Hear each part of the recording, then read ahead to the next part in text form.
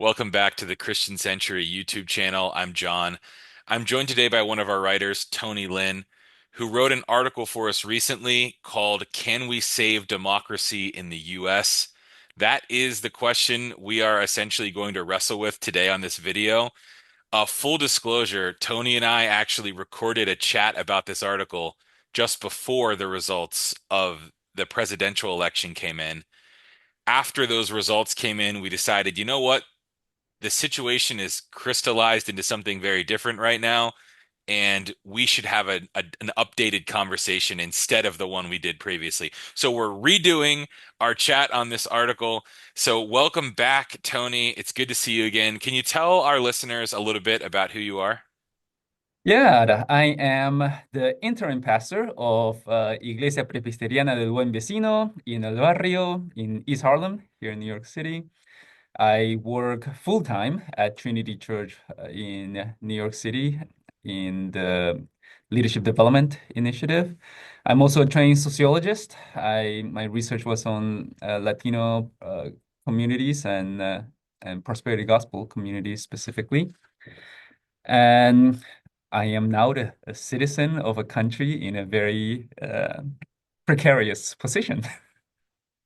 Yes, let's talk about that precarity a little bit. I okay, so you mentioned in the article you were in Taiwan, your family fled, you went to Argentina. Things eventually changed in Argentina. Your family then moved to the US.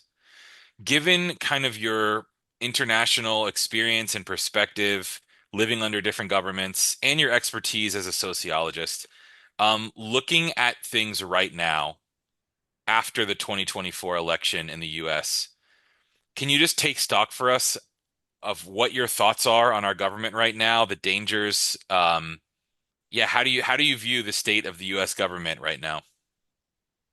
I think, well, first of all, I want to say we are still a democracy right now. There's still something there, and I still believe we can save it. It will just take a lot longer and a lot much harder. I think on the Wednesday after election, I read somewhere somebody said it's going to be a hard next 4 years, and I thought it's going to be a hard four generations. I think, right? This is not what happened in the national elections in 2024 is it will have generational consequences. It's not. I don't think it's a 4 year thing like we thought was in some people thought in 2016. Most of us who are students of democracy and nation building and authoritarian states knew even back then that it was not the last where we're going to see of this type of movements. I think even before the election, a lot of what those of us sense as the elements of an authoritarian state was already present in our country. The division, the victimization. There are many books, many other scholars have pointed this out. The fear of saying the wrong things, right? This is how my parents had to live, how my grandfather had to pastor in Taiwan, and this is how yeah a lot of people lived when I was in Argentina, when I was little in Argentina. You there's just so many things you're scared to do, and you live with that sense that one mistake, right, could be fatal. And I know a lot of people listening right now don't feel that way yet, right? I'm assuming the demographics of those who read the Christian Century are usually mainline, upper middle class, mainline Christians. And for most of us, myself included, living in New York City, the consequences of this election is probably not going to affect me and my children as much. But for those of us who are in solidarity with the marginalized, the consequences are drastic. It's I think I hope not, but I am preparing for as some said what happened on election day was a worst case scenario. We don't know yet, but I am preparing for that. This will be the first time in American history where all three branches of the government will be united behind one personality, right? So not even united behind a party, a political party, but it will be united behind a personality and the movement behind that one person. And so we'll see. The the previous Trump administration and all through his campaign, he said exactly what he was going to do, and the people around him that he will put in power have already said what they're going to do, and we need to believe them. And yeah, Yeah. You mentioned this personality, this one personality kind of controlling the government now. And in the article, you use the word authoritarianism quite a bit. I've been struck by some of the discourse around how people talk about Trump and the rhetoric. A lot of folks on the left use comparisons to Hitler. They talk about 1930s Germany. They talk about fascism. A lot of folks on the right say, "How dare you use these words? You're creating polarization. You're creating a violent atmosphere. This is why assassination attempts have been made on Trump." I'm curious how you process the ways you talk about this leader and this administration, and do you think through any of these factors, polarization? Like, what do you think are helpful ways to frame the leadership of Trump at this point? yeah, I have not called him Hitler, unlike his vice president. I have not, and I don't think um I don't think it's helpful to say that either to hurt him or to even pay him a compliment, right? That he might think of it as complimentarian, but I don't think it's helpful to frame it that way. I think everything that happened for those, and I'm not an expert, but I've read experts who said everything that happened then we're replicating now, right? And obviously, there are a lot of different ways that, inflation in Germany led to him. We had some inflation, though, clearly it's not a one-to-one match. Even the nationalism that that that he's expressing is not a one-to-one match between Nazi Germany and US today. So I don't think that's helpful. But all the elements that led to what happened in Germany then are here now in different ways. And I don't think this is a person. This is just a Trump problem, right? I think it's just that he and the people around him, their sail caught wind of something, but it was not a win of their own making. They caught wind of something that was already in American soil, in the zeitgeist of our nation. And I think that's what we have to focus on, right? That something was already here, that we made this, and I believe he was democratically elected, that our system of democracy worked, and we elected this person and his entire movement, right? So I think it's more important for those of us who see the severity of this, to focus on the sources of the win that push his cell to victory. Yeah, so let's talk about how we might do that. The article is called "Can We Save Democracy in the U.S.?" So it is now time for you to tell us how we can save it. Just kidding. You said earlier it might take generations to right the ship, but right now, what can we do to move in that direction toward a healthier, a stronger democracy, more freedoms? What are some practical things you think we can do, whether it's concrete steps, policy related, or activism related, or just understanding these wins you're describing that have Yeah. kind of buoyed, Trump's sales? Mhm. So first of all, for Christians, I've been thinking even before the election, I've been thinking a lot about the role of churches and what the decline of churches means to American and American democracy. And I think of Alexis de Tocqueville's Democracy in America, where he points to churches, right? That churches in America were critical in creating the soil where democracy could flourish. But he was here in the early 1800s. What were churches in the early 1800s? We have a lot of those sermons. Those sermons were not political. Those sermons were not, there were no preachers. They were reading, right? Reading sermons. Those preachers were not, they weren't making commentaries on civic and social life.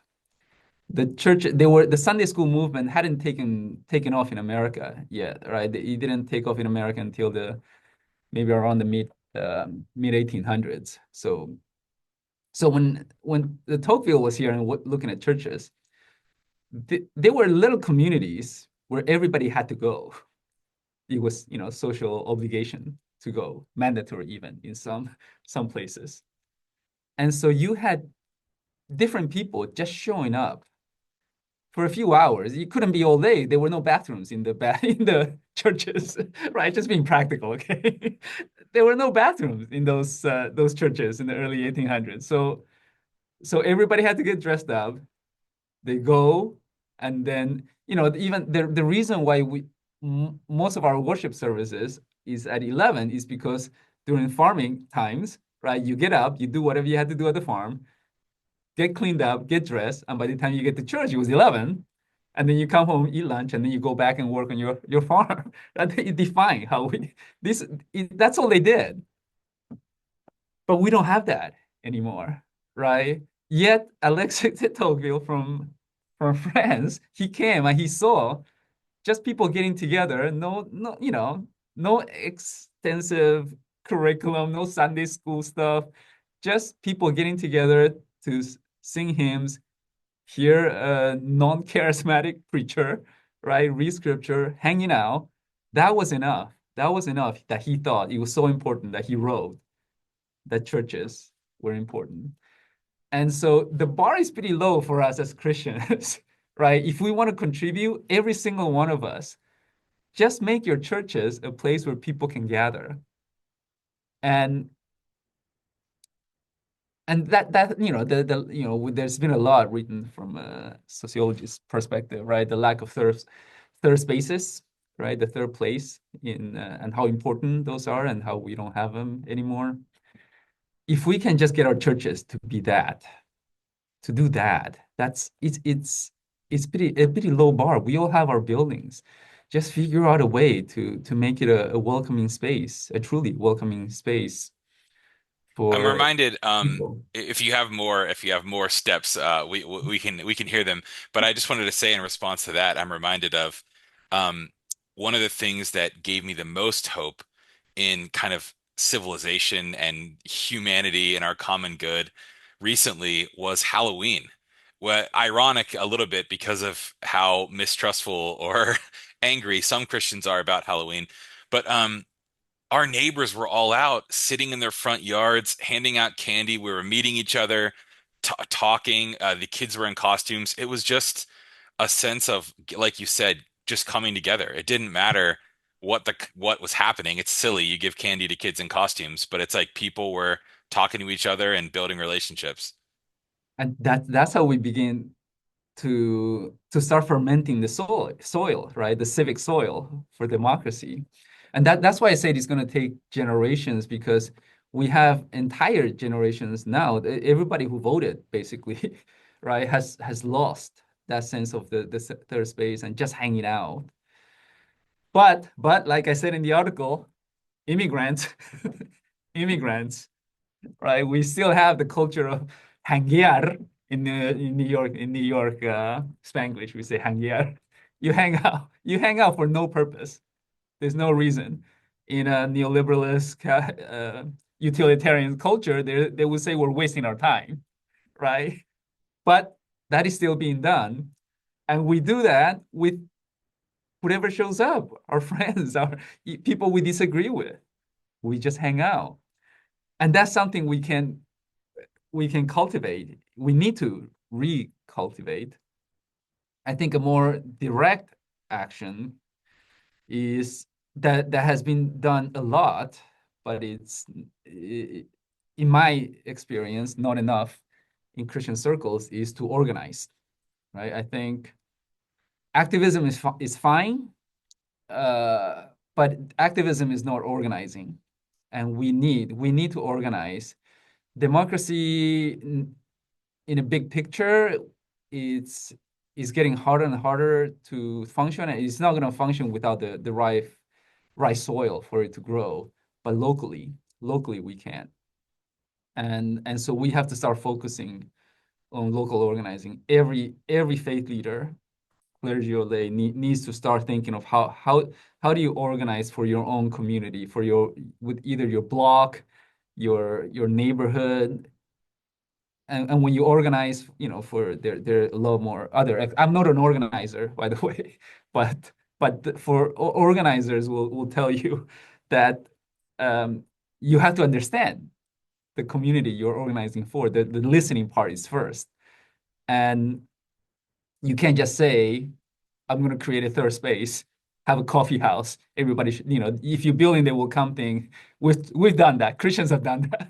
We're great at doing building things that nobody comes to. But we need to get out there and talk and get to know your neighbor. So organizing is key. And then I think for all of us Western Christians, um, I think even modern Christians, we we don't even know how to be faithful as a religious minority, right? We can't even figure out what it means to be a religious minority in our context. So much less we have no clue what it's like to be faithful under authoritarianism. When you are faithful under authoritarianism, we have books that we can read. When you're faithful under authoritarianism, uh, you have to do it at great sacrifice, and those with the greatest privilege have the most to sacrifice, and you have to do it uh, the the the laws and the requirements that an authoritarian government imposes will not align with the ethics of Jesus Christ. You just cannot. And we will need to make decisions as faith leaders, as pastors of churches, often with divided views, and we don't have the canon that we need for our times. So this is more a call to theologians and seminaries and divinity schools, right? We need to, and myself included, as a somebody with a PhD and a pastor, we need to get our act together and start producing the resources that future generations will need, because this is generational. And we have some from the past, but those are not going to sustain us in the age of AI, climate change, fake news, the dehumanization of people. We need a new theology. We need a new an ethics, right? A biblical studies, right? When we go to our church and say, you know, as a church, we have decided not to turn over the names of our undocumented members to the government, and as a result, we will lose our nonprofit tax deductible. And this is what it will mean for a church. Some church congregants might not agree with that, and we will have to provide a theological reason and a biblical perspective for why we take that stand. And and not everybody has that, right? So for those who know, and again, I'm looking at myself, right? Immigrants who have known, who are related to people who led and pastor under those conditions. It's incumbent on us to, yeah, to step up and lead. That's why I was talking to a friend this morning. I'm done with despair, right? That's on Wednesday. Yeah, on Wednesday, the day after the election, it was a dark day. But uh, 3 days later, and of course, not alone. In talking to a lot of friends, a lot of scholars, uh, friends who are historians and theologians and clergy who have been working with those on the margins underground and planning with them, plotting with them how we're going to continue to be faithful. Um, I now feel like that that this might be our moment for for those of us who are sounding the bell at how bad things might be. Even 10 years ago, we were talking about how bad things might get. And we were sounding the bells in 2016, and we were talking about this and thinking about this. And now we're here, right? A lot of the things we thought might happen has happened. And and there is both part a call, but also what a comfort to a lot of people who might be watching this and dreading and thinking, what are we going to do? What, you know, I say to all of you, there are some of us, many of us, not some, many of us, because I talk to a lot of them, both Christians and non-Christians, both in academia and out, who are already organizing, who are already, are we've already rolled up our sleeves, and we are ready. Come what may, January 20th. We are ready, and we need more. We need more of you. So if you are ready, come on. Now is the time. Thanks, Tony. I'm sure there's so much more we could say about all of this, but this has given us a lot to think about and some encouragement. So thank you for chatting today. For those of you out there who didn't get a chance to read Tony's article, the link will be below in the video description. Um, Thanks, Tony. Hope to chat again with you sometime soon. Thank you, John. Thank you for your time.